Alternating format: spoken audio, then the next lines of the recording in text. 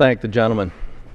Well, the Republicans got the wheel hard over, pedal to the metal. They're spinning donuts, and they want another 90 or 60 days. It was 90 days yesterday, 60 days today to spin donuts till they run out of fuel on their side of the aisle.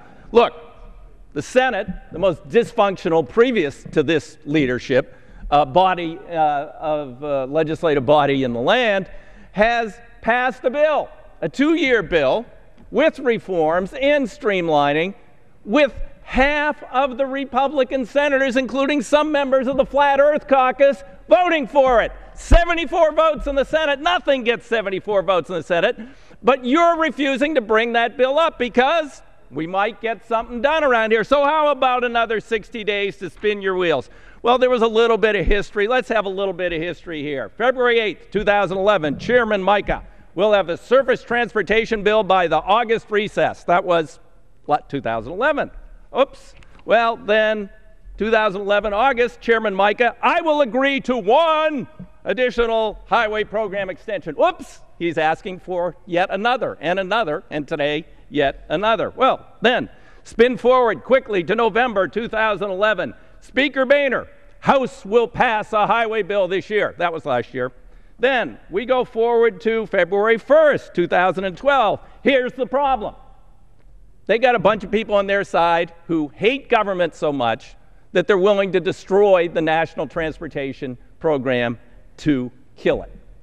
We are not making the claim, Speaker Boehner, that spending taxpayer money on transportation projects creates jobs, huh? They hate government so much, they will say that investment by the government in building a national transportation system and maintaining it and rebuilding it with Made in America requirements does not create jobs. Why would he say that? Because they got 80 people on their side of the aisle who do not believe we should have a national transportation plan or policy. They're willing to let our roads, bridges, and highways crumble. This is pre-Dwight David Eisenhower, Republican president, National Highway System Program.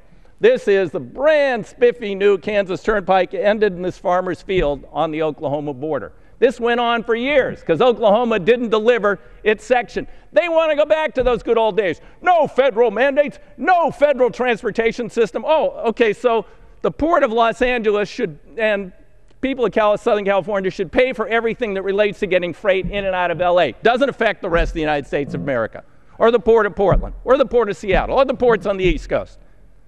Our competitor nations get it. They're spending, they're investing. Even countries with austerity programs like Britain, they're putting people back to work, despite what the Speaker had to say to the Flat Earth Caucus over there. It does create jobs and investment.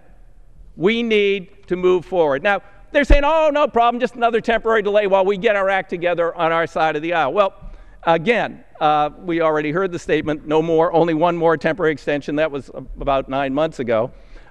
And we're finding now that actually the delays are costing jobs. The uncertainty costs jobs. States can't make commitments for major projects and investments if they don't know if there's going to be federal money there in 90 days. 90 days? 60 days, I forgot. In 60 days.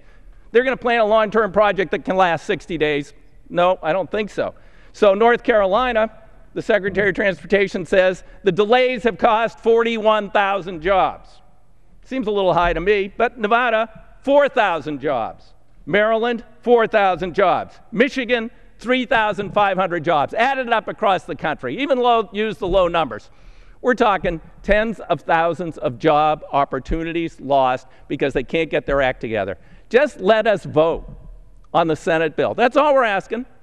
I mean, I think there might be a few people on your side of the aisle who would agree with their Republican colleagues in the Senate and support it, and I can guarantee we'd get almost every Democrat on this side of the aisle to vote for it. You can't even get your own people to vote for your own bill. You're wrapped around the axle in your caucus day after day. You have to pretend it won't create jobs. Well, that's not enough for them. Paul Ryan has now proposed in the budget, which we're going to vote on next, that we should decrease funding in transportation by 35%, but you're saying over there you want to continue the current levels. Well, you better get it together, because if you're going to support the Ryan budget, then you've just voted to cut transportation beginning October 1st by 35%. That's about 500,000 jobs, but what the heck? You guys hate government so much, you hate America so much, that you won't do what's necessary to put this country back together, to rebuild the infrastructure that was given to us by Democrats and Republicans alike for more than half a century, never in a partisan way. This is the first experiment, the first attempt to pass a totally partisan bill, and you're failing on your own side of the aisle. Time has expired. The chair will remind members to address their comments directly to the chair. Gentleman from Florida. Thank you, Mr. Speaker, and I'm pleased at this time